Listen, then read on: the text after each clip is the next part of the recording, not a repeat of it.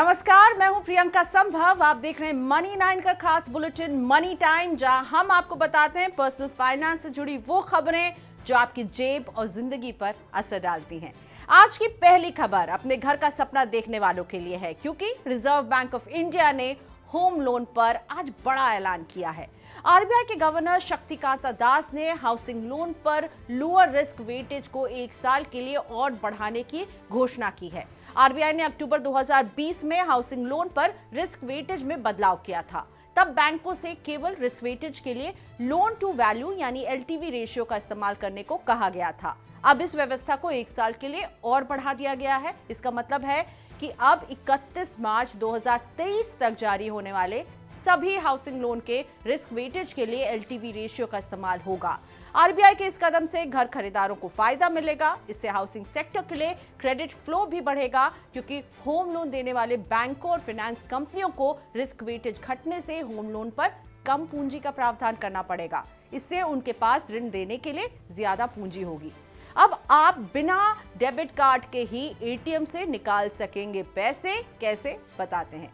RBI ने सभी बैंकों को एटीएम से बिना कार्ड नकद निकासी सुविधा शुरू करने की मंजूरी देने का फैसला किया है। इस कदम का मकसद एटीएम में होने वाली धोखाधड़ी को रोकना है। नए प्रस्ताव के तहत बिना कार्ड का इस्तेमाल किए यूपीआई के जरिए सभी बैंक और उनके एटीएम से पैसे निकालने की सुविधा उपलब्ध कराई जाएगी।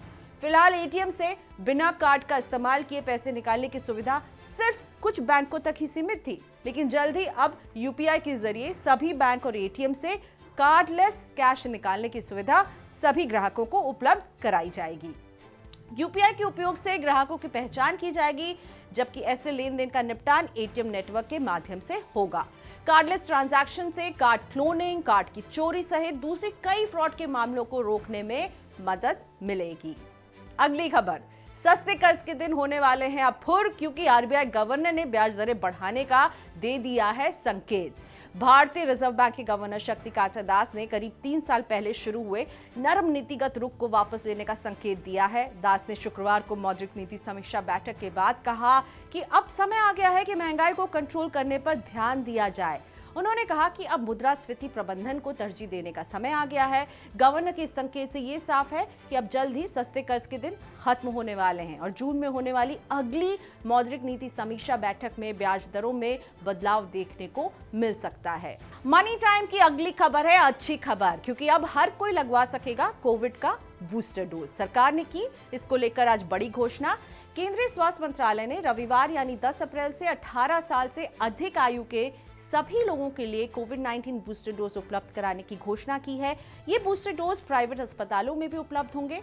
मंत्रालय ने कहा 18 वर्ष से अधिक आयु के ऐसे सभी लोग जिन्हें टीके की दूसरी खुराक लगवाए 9 महीने हो गए हैं, वे बूस्टर वैक्सीन लगवा सकते हैं। देश में अब तक 15 वर्ष से अधिक आयु की आबादी के करीब 96% हिस्से को कोविड टीके की कम से कम एक खुराक दी जा चुकी है, जबकि करीब 83% को दोनों खुराक मिल चुकी है। मंत्रालय ने कहा कि पात्र आबादी के लिए सरकारी टीकाकरण केंद्रों के जरिए जारी मुफ्त टीकाकरण कार्यक्रम और स्वास्थ्य कर्मियों, कोरोना वॉरियर्स और 60 वर्ष से अधिक आयु के लोगों के लिए बूस्टर वैक्सीन जारी रहेगी तथा उन्हें देने की गति बढ़ाई जाएगी। बढ़ते हैं आगे, और ये खबर है इक्विटी म्यूचुअल फंड से जुड़ी हुई, जिसने शेयर बाजारों को गिरने से रोका। कैसे, आपको समझाते हैं। विदेशी पोर्टफोलियो निवेशकों की लगातार बिकवाली के बीच शेयर बाजारों को गिरने से घरेलू म्यूचुअल फंड हाउस ने संभाल लिया। मार्च महीने में इक्विटी म्यूचुअल फंड में 28,463 करोड़ रुपए का निवेश आया। इससे पहले फरवरी में इक्विटी म्यूचुअल फंड से 19,705 करोड़ रुपए का निवेश और जनवरी में 14,888 करोड़ रुपए का निवेश आया था। मार्च 2021 से ही इक्विटी स्कीमों में निवेश जारी है। ये इस बात का संकेत है कि निवेशकों के बीच शेयर बाजार को लेकर भावना जो है वो सकारात्मक बनी हुई है। मल्टी कैप फंड कैटेगरी में सबसे ज्यादा 9,694 करोड़ रुपए का निवेश आया है। अगली खबर रिकॉर्ड टैक्स कलेक्शन से जुड़ी हुई। वित्त वर्ष 2021-22 में कुल टैक्स कलेक्शन रिकॉर्ड स्तर पर पहुंच गया है। अप्रैल 2021 से मार्च 2022 के दौरान कुल 27.07 लाख करोड़ रुपए का टैक्स कलेक्शन हुआ है। इसमें direct tax collection 14.10 lakh crore रुपए का रहा है। ये बजट अनुमान से करीब 3 लाख करोड़ ज्यादा रुपए रहा है। इनडायरेक्ट टैक्स में भी 12.90 लाख करोड़ रुपए की प्राप्ति हुई है, जबकि इसका बजट अनुमान 11.02 लाख करोड़ रुपए का था।